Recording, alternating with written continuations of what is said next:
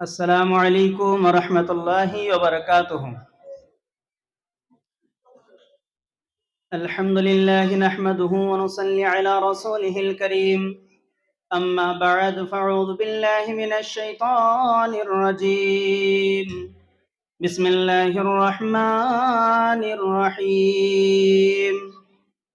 ومن آياته أن خلق لكم من أنفسكم أزواجا لتسكنوا إليها وجعل بينكم مودة ورحمة إن في ذلك لآيات لقوم يتفكرون. ربي يسر ولا تعسر وتمم بالخير. ربي زدني علما. ربي اشرح لي صدري ويسر لي أمري واحلل عقدة من لساني يفقه قولي. اللهم فقهني في الدين. اللهم فقهني في الدين. উপস্থিত সম্মানিত শ্রদ্ধেয় এই সভার সভাপতি সাহেব এবং আমার সম্মুখে বসে থাকা ইসলামী দ্বীনি জ্ঞান পিপাসুক শ্রোতাবিন্দু এবং পর্দার আড়ালে আমার মা ও ভগ্নীগণ, আজ আমি আপনাদের সম্মুখে কোরআন এবং হাদিসের আলোকে বিবাহ এই বিষয়টিকে নিয়ে সংক্ষিপ্ত সময়ের মধ্যে আলোচনাকে আমি ইতি করব ইনশাআল্লাহ। ওমা তৌফিকি ইল্লা বিল্লাহ। ব্রাদার ইসলাম, কোরআন ও হাদিসের আলোকে যখন বিবাহ এই কথাটা আমরা শুনলাম, সর্বপ্রথম আমাদের মাথায় একটা জিনিস আসছে যে অ্যাকচুয়ালি কোরআন এবং হাদিসকে কেন্দ্র করে বিবাহটা হওয়া উচিত। কিন্তু আমাদের সমাজে কি কোরআন এবং হাদিসের আলোকে বিবাহগুলো কি সম্পূর্ণ হচ্ছে না হয়, এই জিনিসটা কিন্তু আজকের বক্তব্যের মধ্যে থেকে ক্লিয়ার করা হবে ইনশাআল্লাহ, যদি আমার আল্লাহ আমাকে তৌফিক দেন। তো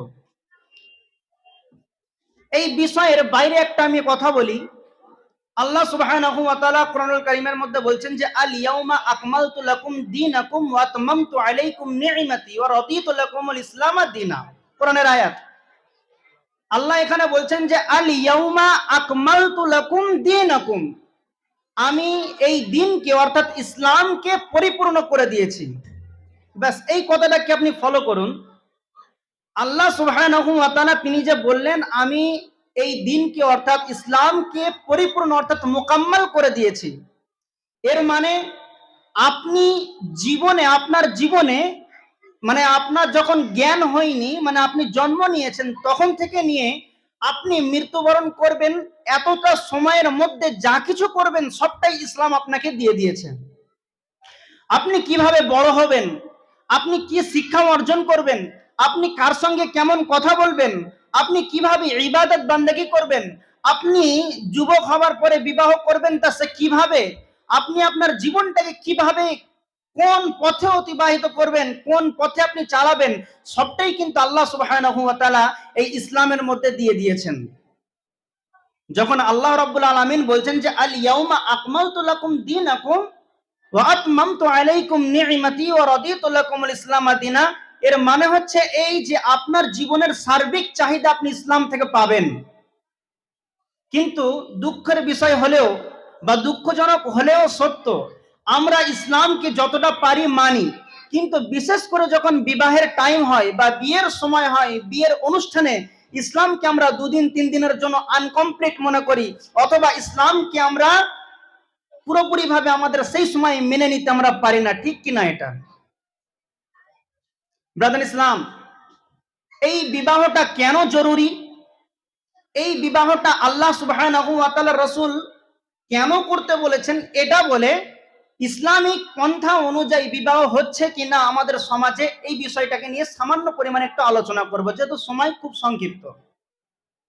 দেখুন আল্লাহ সুবহানাহু ওয়া তাআলা তিনি বলছেন বিসমিল্লাহির রহমানির রহিম ওয়া মিন আয়াতিহি আন খালাকা লাকুম মিন আনফুসিকুম আজওয়াজান লিতাসকুনু ইলাইহা ওয়া জাআলা বাইনাকুম মাওয়াদ্দাতাও ওয়া রাহমা ইন্না ফী যালিকা লাআয়াতিন লিকাওমিন ইয়াতাফাক্কারুন।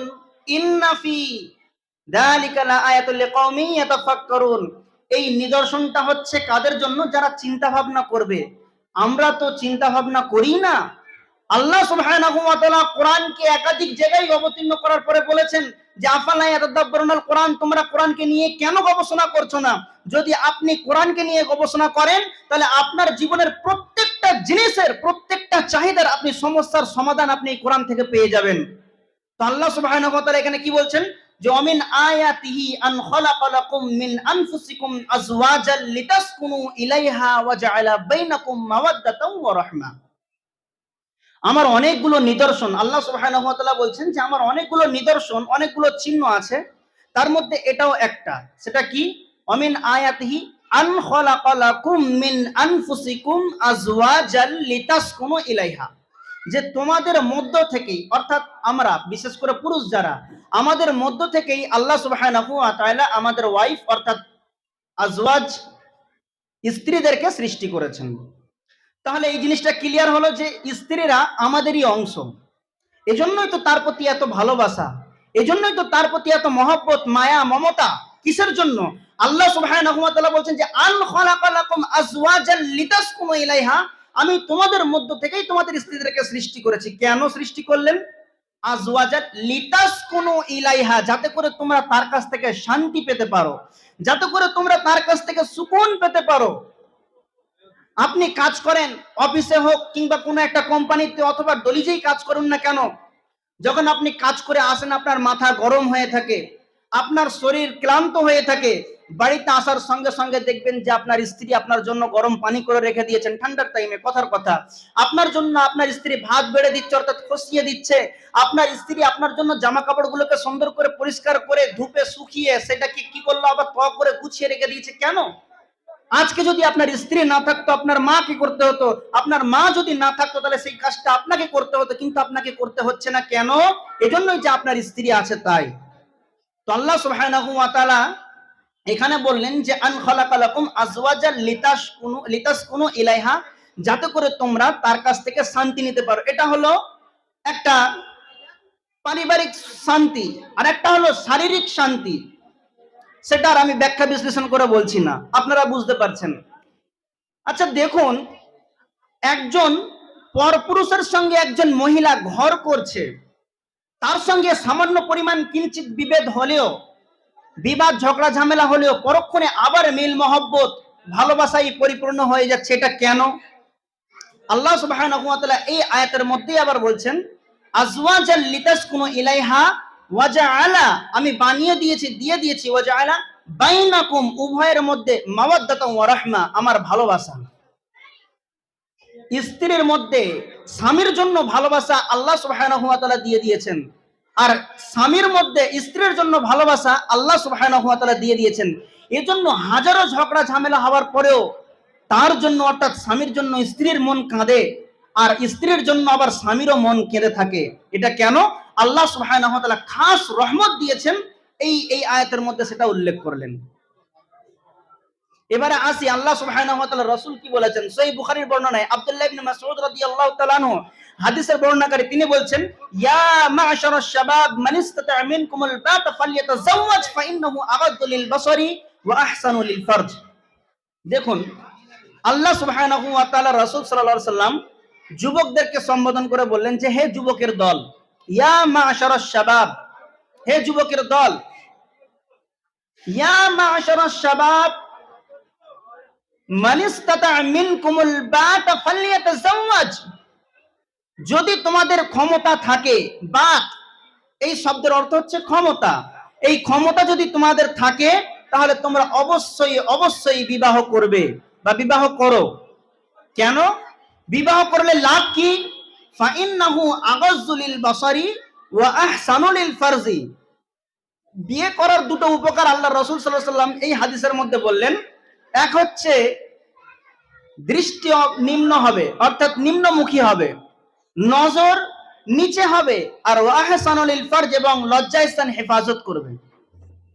বিয়ে করার মাধ্যমে লজ্জাস্থানের হেফাজত হবে এবং আপনার কিনা আপনার দৃষ্টিশক্তি নিচে হবে, নিম্নমুখী হবে। অর্থাৎ একজন সিঙ্গেল জীবনের ছেলে অর্থাৎ ব্যাচেলর ছেলে যদি হয়, তাকে দেখবেন রাস্তাঘাটে চলতে গেলে পারে হাজারো যদি কোনো বালিকার দিকে তাদের চোখ পড়ে তো দেখতেই থাকে দেখতেই থাকে।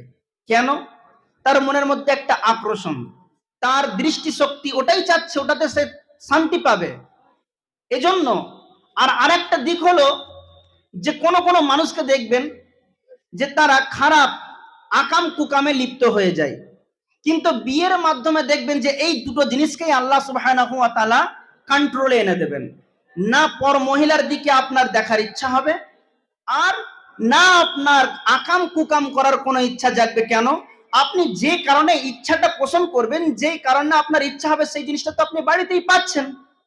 এজন্য আল্লাহ সুবহানাহু ওয়া তাআলা রাসূল বললেন যে হে যুবক, তোমাদের যদি ক্ষমতা থাকে, বিয়ে করার যদি সামর্থ্য থাকে, তাহলে তোমরা অবশ্যই অবশ্যই বিয়ে করো। কেন? ফাইন্নাহু আগাসু লিল বাসারি ওয়া হাসানু লিল ফারজ ওয়া মান লাম ইয়াস্তাতি আলাইহি, যদি এরকম অর্থাৎ ক্ষমতা না থাকে তাহলে তোমরা রোজা রাখবে। ভরণ পোষণের ক্ষমতা, শারীরিক দৈহিক যদি ক্ষমতা না থাকে তাহলে তোমরা কি করবে? রোজা রাখবে। রোজা রাখলে কি হবে? ফাইন্নাহু লাহু উইজাউন, এটা তার জন্য ঢাল স্বরূপ হবে, তাকে সংযোজক হিসাবে তাকে রাখবে, তাকে বিভিন্ন আকাম কুকাম আলতু ফালতু চিন্তা থেকে তাকে কন্ট্রোল রাখবে। এজন্য রোজা করার কথা আল্লাহ রাসূল বললেন। তাহলে এই হাদিস থেকে আমরা বুঝলাম যে আল্লাহ রাসূল সাল্লাল্লাহু আলাইহি ওয়াসাল্লাম তাকিদ দিলেন যে তোমরা যদি তোমাদের ক্ষমতা থাকে তাহলে তোমরা অবশ্যই বিবাহ করবে। এবার আসে দুনিয়ার কথায়। আমাদের সমাজে বহু এমন মানুষ আছে, এমন ভাই আছেন যে তারা বিবাহ করছে না অথবা তাদেরকে বাড়ি থেকে দিচ্ছে না। আর আল্লাহর রাসূল সাল্লাল্লাহু আলাইহি ওয়াসাল্লামের হাদিস একটা আছে, যেটা তরজমায় আমি আপনাদেরকে বলছি। যদি কোনো পুরুষ অথবা বালক, কোনো পুরুষ মানুষ যদি প্রাপ্তবয়স্ক হবার পরে যদি তাকে বিয়ে বাড়ি থেকে না দেয়, বিবাহ তাকে যদি না বাড়ি থেকে দেয়, সে যত রকমের আকাম কুকাম করবে, এই জন্য তার গার্জেনের উপরে সেই গণাগুলো বাড়তাবে। কোন মেয়ের ক্ষেত্রে অর্থাৎ মহিলার ক্ষেত্রেও ঠিক ওই রকম প্রাপ্তবয়স্কা হয়ে যাওয়ার পরে যদি তাকে বাড়ি থেকে বিবাহ না দেওয়া হয়, তাহলে সে যদি আকাম কুকামে লিপ্ত হয়, তাহলে সেই ক্ষেত্রেও কিন্তু গার্জেনের উপরেতে ওই গুনাহও বাড়তাবে। তাহলে দেখুন গার্জেনকে কতটা অ্যাক্টিভ হতে হবে। আপনি যেমন ছোট্ট থেকে নিয়ে বড় হওয়া পর্যন্ত আপনার ছেলে অথবা মেয়ের খেয়াল রাখছেন, ঠিক যখন তার বয়স হয়ে যাবে তার বিবাহ দেওয়ার দিকটাকেও আপনাকে খেয়াল রাখতে হবে। তবে একটা কথা আমি বলি, বিশেষ করে আমাদের মিডিয়া ব্যুরোর অবস্থা বা গার্ডেন রিজের অবস্থাকে লক্ষ্য করে আমি একটা কথা বলি। যেমন আমাদের অনেক সময় দেখা যায় যে ক্ষমতা আছে কিন্তু তাদের ঠিকমতো জায়গা নেই, বাড়ির পরিবেশটা খুব একটা নেই যে একটা মেয়েকে বাড়িতে আনবে, এনে তাকে যে একটা আলাদা ঘর দেবে, তার জন্য যে একটা আলাদা সংসার খাটাবে, এইরকম পরিস্থিতি নাই। কিন্তু তার শারীরিক চাহিদা আছে, দৈহিক ক্ষমতা রয়েছে, আর্থিক দিক থেকে সে দুর্বল। এজন্য আপনাকে তখন আমাকে বুঝতে হবে, ওই যুবক ভাইকে বুঝতে হবে যে আল্লাহ সুবহানাহু ওয়া তাআলা যখন তার ফজল ও কারাম দিয়ে যখন আমাকে সচ্ছলতা করবেন, আমার মধ্যে যখন ওই জিনিসগুলো চলে আসবে, আল্লাহ যখন তার রহমত দিয়ে আমাকে ধনী করবেন, আমার যখন ক্ষমতাকে বাড়িয়ে দেবেন, তখনই আমার জন্য এটা উচিত হবে। তার আগে আমাকে কি করতে হবে? রোজা রাখতে হবে। কেন? আল্লাহ রাসূল সাল্লাল্লাহু আলাইহি ওয়াসাল্লাম বলেছেন। শুধু পিতা মাতার নামে দোষ দিলে হবে না, কেন তারা দিচ্ছে না জিনিসটাকে জানতে হবে। অনেক সময় দেখা যায়, যদি এমনও পিতার খবর আছে আমার কাছে যে তারা বলেন, যদি আমার ছেলে বলে যে আমি 10টা লোককে নিয়ে গিয়ে বিয়ে করে চলে আসবো, আমি বিয়ে দিতে রাজি আছি, কিন্তু আমার ছেলের ডিমান্ড হচ্ছে আমার বন্ধু 100টা, আমার আত্মীয় স্বজন এখান থেকে না আসবে সেখান থেকে না আসবে, নিয়ে 20-30 এই করতে করতে বাড়তে বাড়তে 150-200 লোক হয়ে যাচ্ছে। কিন্তু ওই 500 লোককে খাওয়ানোর ক্ষমতা আমার নেই, 10টা লোককে খাওয়ানোর ক্ষমতা আছে।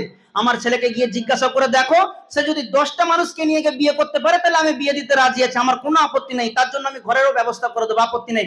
কিন্তু তার ডিমান্ড, তার ইচ্ছা হচ্ছে যে না, আমি আমার 300টা বন্ধুকে নিয়ে গিয়ে বিয়ে করব। এই জন্য বাপ বা পিতা সেখান থেকে পিছিয়ে আসে। তাহলে এই ক্ষেত্রে কিন্তু পিতার উপরে মানে দায়িত্বটা বাড়তে হবে না, ব্রাদার ইসলাম।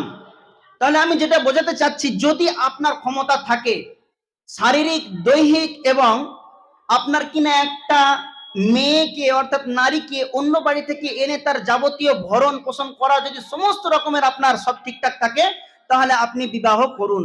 এটা আল্লাহ সুবহানাহু ওয়া তাআলা বলেছেন, তার রাসূল সাল্লাল্লাহু আলাইহি ওয়াসাল্লাম এই কথার উপরে তাকিদ দিয়েছেন। আর যদি আপনার খাওয়ানোর রাখার যদি ক্ষমতা না থাকে, তাহলে আপনি কি করুন, ওই দিনটা আসার জন্য অপেক্ষা করুন আর আল্লাহ সুবহানাহু ওয়া তাআলাকে বারবার করে বলুন। আর এই যতদিন অপেক্ষা করবেন তার মাঝখানে মাঝখানে আপনাকে সিয়াম তথা রোজা রাখতে হবে। তাহলে কি আপনার এই যৌবনটাকে, শারীরিক চাহিদাটাকে আল্লাহ সুবহানাহু ওয়া তাআলা কন্ট্রোলে রাখবেন। দ্বিতীয় কথা এবার আপনাদের কাছে আসি। আল্লাহ সুবহানাহু ওয়া তাআলা রাসূল সাল্লাল্লাহু আলাইহি ওয়াসাল্লাম বলেছেন যে কিরকম টাইপের মেয়েকে অর্থাৎ কন্যাকে আপনি বিবাহ করবেন। মানুষ বিয়ে করে কোন দিকগুলো দেখে? তার বংশ মর্যাদা ঠিকঠাক আছে কিনা, তার সৌন্দর্য আছে কিনা, তার ধনসম্পদ আছে কিনা, তারপরে শেষেতে গিয়ে দেখে যে তার দিনদারি কতটা আছে। আল্লাহ রাসূল সাল্লাল্লাহু আলাইহি ওয়াসাল্লাম ওটাই বলেছেন। আবু হুরায়রা রাদিয়াল্লাহু তাআলা আনহু হাদিসের বর্ণনাকারী, তিনি বলেন যে তুনকাহুল মারাতি লিআরবাইন লিমালিহা ওয়া লিহাসাবিহা ওয়া লিজামালিহা ওয়া লিদিনিহা ফাসবার বিজাতি দিন তারাবাত ইয়াদাকা। এখানে ফেলে মাজহুলের সেগা এসেছে, যে এখানে তরজমাটা এইভাবে করলে হবে না যে আল্লাহ রাসূল চারটে জিনিস দেখে বিবাহ করতে বলেছেন, এটা নয়। বরং তিনি বলছেন যে চারটে গুণ দেখে মানুষরা মেয়েদেরকে, নারীদেরকে বিবাহ করে থাকে, চারটে গুণ দেখে। তার মধ্যে একটা হচ্ছে কি, তার মাল, সে কত বড় লোকের মেয়ে, তার শ্বশুর অর্থাৎ যে আমি যে বিয়ে করব যে মেয়েটাকে, সেই মেয়েটার বাপের সম্পদ কতটা আছে না আছে, এটা প্রথম দেখে মানুষ। দ্বিতীয়, ওয়ালি হাসাবিয়া, সেই মেয়েটার বংশ মর্যাদা ঠিকঠাক আছে কিনা, সে কোনো ওঠাইগিরি নয় তো, তার বংশ পরম্পরা ঠিক আছে কিনা এটা দেখে, তবে তো বলবে যে সম্ভ্রান্ত বংশে, সম্ভ্রান্ত পরিবারে বিয়ে করেছে লোকটা, বড় বংশে নিয়ে। তো যাই হোক, দুটো হলো। তিনটে হচ্ছে তার সৌন্দর্য, অলি জামালিহা, তার সৌন্দর্য যত সুন্দর হবে তত ভালো হবে। লাস্ট টাইমে দেখে যে সে দিনদারিতা আছে কিনা। এই জন্য দেখেন যে আমরা যখন কোনো মেয়েকে দেখতে যাই, যারা গিয়েছি দেখতে বা যারা বিবাহ করেছে, এই জিনিসটা খেয়াল করেছেন কিনা জানি না, তবে আমি খেয়াল করেছি। দেখুন, প্রথমে উকিল যে ঘটক মশাই তাকে বলে যে মেয়েটা যেন ফার্স্ট ক্লাস দেখতে হয়, বংশ পরম্পরা ঠিক আছে কিনা, বাপের গাড়ি বাড়ি আছে কিনা, সবকিছু দেখে নেওয়ার পরেতে এবার একটা ডেট হলো যে ছেলে মেয়েকে দেখতে যাবে। দেখতে গিয়ে প্রথমে জিজ্ঞাসা করবে যে তুমি কতদূর পড়াশোনা করেছো, দেখে নিল আর চোখে বা সোজাসুজি দেখে নিল যে হ্যাঁ সব ঠিকঠাক আছে সবকিছু। লাস্ট টাইম একদম ফিনিশিং মোমেন্টে তখন বলবে যে কোরআন পড়তে জানো, জিজ্ঞাসা করে, করে কি করে না, সব তার আঁতুলের খবর নেওয়া হয়ে গিয়েছে। আর লাস্ট বেলাতে তখন জিজ্ঞাসা করছে যে কোরআন পড়তে জানো। নামাজেরও কথা জিজ্ঞাসা করে না যে তুমি 5 ওয়াক্ত নামাজ পড়ো কি না পড়ো, কোরআন পড়তে জানো। মেয়েটাও বলে হ্যাঁ পারি। তখন ঠিক আছে, ব্যাস কাজ ফিট হয়ে গেল। অথচ আল্লাহ রাসূল সাল্লাল্লাহু আলাইহি ওয়াসাল্লাম বলছেন যে ফাসবার বিজাতি দিন, তোমরা দিনদারিটাকে প্রাধান্য দাও। আর যদি তোমরা দিনদারিটাকে প্রাধান্য না দাও, তাহলে তারিবাত ইয়াদাকা, তোমাদের হাত খাকালত হয়ে যাক, তোমরা ধ্বংস হয়ে যাও, তোমরা নিপাত যাও। জি, বংশ বিস্তার আজ আছে কাল নেই। আপনার সৌন্দর্য যতই ভালো থাকুক, রাস্তা দিয়ে বউকে নিয়ে যাচ্ছেন, স্ত্রীকে নিয়ে, সুন্দর বউ পেয়েছেন, পিছনে করে একটু পার্কে ঘুরতে যাবেন, কোনো জায়গাতে শপিং মহলে, অ্যাক্সিডেন্ট হলো, পড়ে গেল, আপনার বউয়ের চেহারাটাই বাদ হয়ে গেল, সৌন্দর্য কোন কাজে আসলো? আসলো না। তার ধনসম্পদ কোন একটা কার সময় শেষ হয়ে যেতে পারে। কিন্তু যদি আল্লাহ রাসূল সাল্লাল্লাহু আলাইহি ওয়াসাল্লামের কথা মতো যদি আপনি দিনদারি দেখে বিয়ে করেন, দুনিয়াতে আপনি শান্তি পাবেন এবং জান্নাতেও তার সঙ্গে ঘর করতে পারবেন। বলুন সুবহানাল্লাহ। আল্লাহ রাসূল সাল্লাল্লাহু আলাইহি ওয়াসাল্লামের প্রত্যেকটা কথার মধ্যে জ্ঞান রয়েছে, প্রত্যেকটা কথার মধ্যে হিকমত রয়েছে। সেটা আপনি বুঝতে পারেন, আমি বুঝতে পারি নাও পারি, কিন্তু প্রত্যেকটা কথাকে যদি আপনি খণ্ডন করেন, হাদিসগুলোকে যদি সার্চ করে দেখেন, যাচাই বাছাই করেন, তো তার থেকে প্রত্যেকটা পয়েন্টে পয়েন্টে আপনি জ্ঞান পাবেন। তাহলে আমাদেরকে প্রথমে দেখা হয় কি, আল্লাহ রাসূল সাল্লাল্লাহু আলাইহি ওয়াসাল্লাম কি বললেন যে তোমাদের যদি ক্ষমতা থাকে তাহলে অবশ্যই অবশ্যই তোমরা বিবাহ করো। যদি বিবাহ করার ক্ষমতা না থাকে, পা থেকে ইখতিলাফ আছে, এখানে বলা হয়েছে, এখানে ক্ষমতার 2-3টে মতামত বলা হয়েছে, ওলামাদের মধ্যে ইখতিলাফ আছে, আমি ওদিকে যাচ্ছি না। তো যাই হোক, ক্ষমতা যদি আপনার থাকে শারীরিক এবং পারিবারিক, তাহলে আপনি সেই মেয়েকে বিবাহ করেন। আর যদি না হয় তাহলে আপনি রোজা রেখে আপনার সময়টাকে অতিবাহিত করুন। যখন আল্লাহ সুবহানাহু ওয়া তাআলা আপনাকে ক্ষমতা দেবেন, আপনার ইস্তিতাআত, আপনার ক্ষমতা পেয়ে যাবেন, তখন আপনি বিবাহ করবেন। এবারে আসি বিয়ের পদ্ধতিটা কেমন। রাসূলুল্লাহ সাল্লাল্লাহু আলাইহি ওয়াসাল্লামের যুগে বিয়ের পদ্ধতি ছিল, খুব সংক্ষেপে বলবো, রাসূলুল্লাহ সাল্লাল্লাহু আলাইহি ওয়াসাল্লামের বিয়ে, রাসূলুল্লাহ সাল্লাল্লাহু আলাইহি ওয়াসাল্লামের জামানায় বিয়ের পদ্ধতি ছিল খুবই সহজ। একজনের কাছে একটা লুঙ্গি আছে, আল্লাহ রাসূল তার সঙ্গে তার বিনিময়ে বিয়ে দিয়ে দিলেন।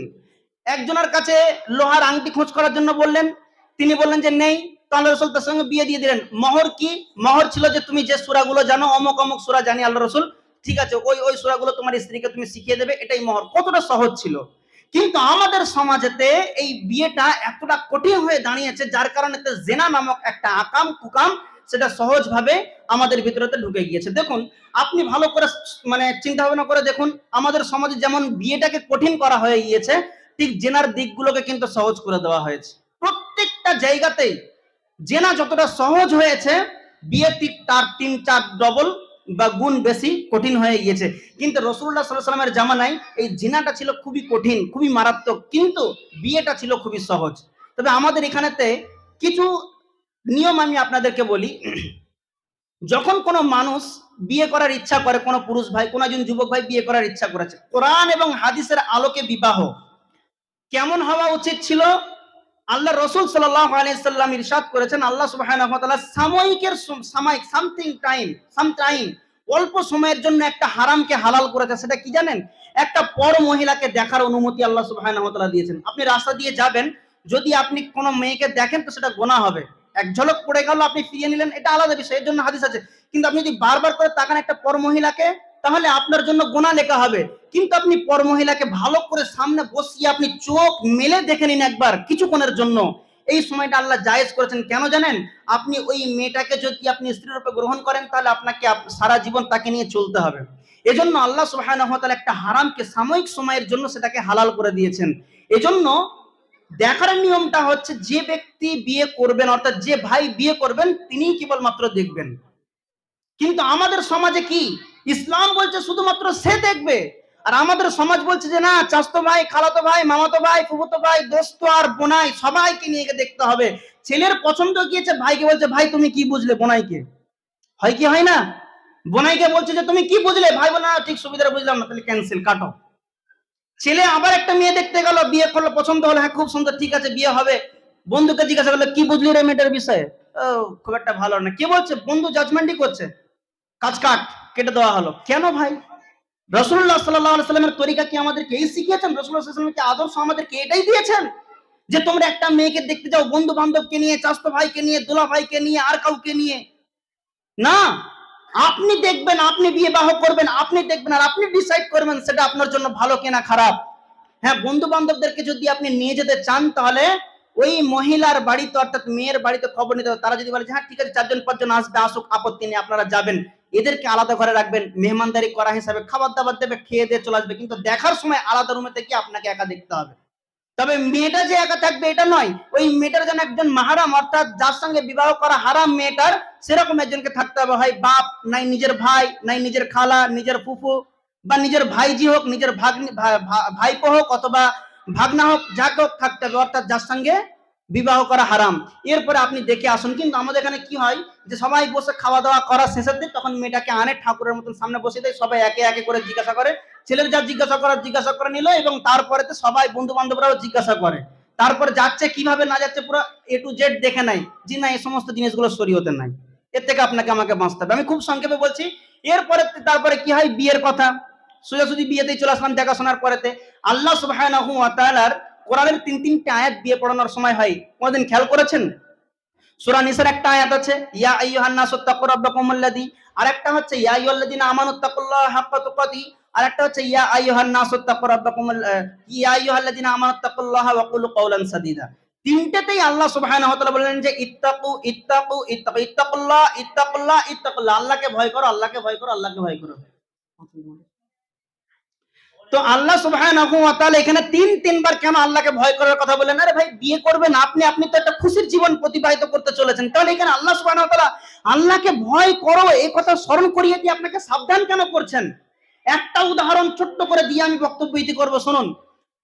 একজন ছেলে উচ্চ মাধ্যমিক দেবে, তার বাবাকে বলছে আব্বা আমাকে গাড়ি কিনে দিতে হবে। ওর আব্বা বলছে যে না এখন দেবো না, তুই 2-4 বছর পরে তোকে কিনে দেবো, বাইক তোকে আমি কিনে দেবো, কিন্তু 2-4 বছর পর। না আমাকে দিতে হবে, না আমি উচ্চ মাধ্যমিক দেবো না।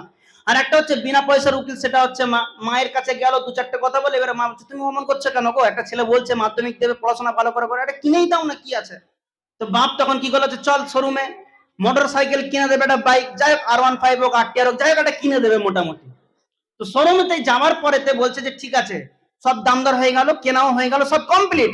এবারে ছেলেটাকে যখন চাবি দিল, চাবিটা নিয়ে শোরুম থেকে বার হবে, আর ওইখান থেকে প্রায় 10-12 কিলোমিটার দূরেতে তার বাড়ি। বাপ তখন ছেলের ঘাড়ে হাত দিয়ে বলছে বাপ সাবধান। কেন সাবধান বাণী দিলেন? ছেলেকে বাইক কিনে দিয়েছে, বাপ খুশি, ছেলে খুশি, দুজনেই খুশি। তাহলে বাপ কেন ছেলেকে সাবধান করলেন এই মুহূর্তে? তার মানে বলতে চাচ্ছে সেই বাপ সেই ছেলেকে, যে বাপ, যে গাড়িটা তোমাকে আমি কিনে দিয়েছি এই গাড়িটা হচ্ছে তোমার, তোমার গাড়ি, তোমার বাপের টাকায় কেনা, কিন্তু যে রোডে তুমি চালাবে সেই রোডটা কিন্তু তোমার বাপের নয়। এই রোডের উপরেতে পথ চলে মানুষ যাবে, এই পথেতে কোনো বুড়ি যাবে, কোনো বৃদ্ধ যাবে, কোনো বৃদ্ধা যাবে, এই রোডের উপরে সাইকেল চালক যাবে, এই রোডের উপরে রিক্সা চালক, এই রোডের উপরেতে 10 চাকা, 20 চাকা, 30 চাকা, 50 চাকা, যতই চাকা হোক না কেন যাবে। কিন্তু তুমি সাবধানে চালাবে, যেন কোনো কারোর সঙ্গে ধাক্কা না মেরে দিয়ে তুমি অ্যাক্সিডেন্ট না করে দাও। তো আল্লাহ সুবহানাহু ওয়া তাআলা ইত্তাকুল্লাহ, ইত্তাকুল্লাহ, আল্লাহকে ভয় করো, আল্লাহকে ভয় করো। এতদিন তুমি সিঙ্গেল জীবন কাটিয়ে এসেছো, কিন্তু এখন নারী নামক একটা গাড়ি তোমার ঘাড়ে তুলে দেওয়া হচ্ছে, তোমাকে দেওয়া হচ্ছে, আর সংসার নামক রোডের উপরে তুমি চলবে। এই সংসার নামক রোডের উপরে তোমার বৃদ্ধ বাবা থাকবে, তোমার বৃদ্ধা মা থাকবে, তোমার স্নেহের ভাই বোন থাকবে, তোমার আরো অনেক আত্মীয় স্বজন আসবে। এই সংসার নামক গাড়ি রোডের উপরেতে তুমি স্ত্রী নামক গাড়িকে এমন ভাবে চালাবে, এমন ভাবে কন্ট্রোলে আনবে, যেন মায়ের হক মাকে দিতে পারো, বাপের হক বাপকে দিতে পারো, বোনের হক বোনকে দিতে পারো, আর কিনা ভাই বোন যা কিছু রয়েছে, ভাগনা ভাগ্নি, তাদের হক, তাদের ভালোবাসা তাদেরকে দিতে পারো। তার সাথে সাথে স্ত্রীর হকও যেন তুমি আদায় করতে পারো। এটাই তোমাকে সাবধান অবলম্বন করে চলতে হবে। যদি তুমি এই সংসার নারী নামক গাড়ির উপরে চেপে সংসার নামক রোডের উপরে তুমি যদি একদম মানে লাস্ট গিয়ারে দিয়ে তুমি যদি গাড়ি চালাও, এতে অ্যাক্সিডেন্ট হবার ভয় আছে। তখন দেখবেন যে কখন মানে পক্ষপাতিত্ব হতে লাগবে, তখন স্ত্রীর পক্ষ হয়ে মাকে বাপকে কষ্ট দিয়ে থাকে অনেকজন। আবার অনেক সময় দেখবেন যে মা বাবার কথা এতটা মোহিত হয়ে যায় যেখানে স্ত্রীর হক আদায় করতে ভুলে যায়। এরকমটা করলে হবে না। আপনি একজন পুরুষ মানুষ, আপনি একজন ছেলে মানুষ, এই জন্য আপনার আমার উচিত হবে লাঠির মাঝখানটা ধরা। কি বললাম? লাঠির মাঝখানটা ধরা, এদিকটাও যেন বাহুল থাকে, ঠিক থাকে, আর এদিকটাকেও যেন ঠিক থাকে। এই চিন্তা ভাবনা আপনাকে আমাকে করে নিয়ে চলতে হবে।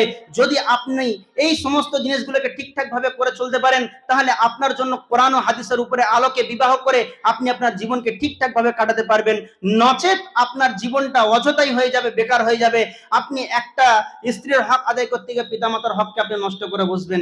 এজন্য আল্লাহ সুবহানাহু ওয়া তাআলার কাছে দোয়া করি যে আল্লাহ সুবহানাহু ওয়া তাআলা যাতে করে আমরা আমাদের বিবাহ বা আমাদের দাম্পত্য জীবনগুলোকে যেন আমরা কোরআন এবং হাদিসের আলোকে যেন আমরা অতিবাহিত করতে পারি বা চলতে পারি বা মেনে নিতে পারি, সে তৌফিক তুমি আমাদেরকে দান করো। আমিন। ওয়া আখিরু দাওয়ানা আলহামদুলিল্লাহি রাব্বিল আলামিন।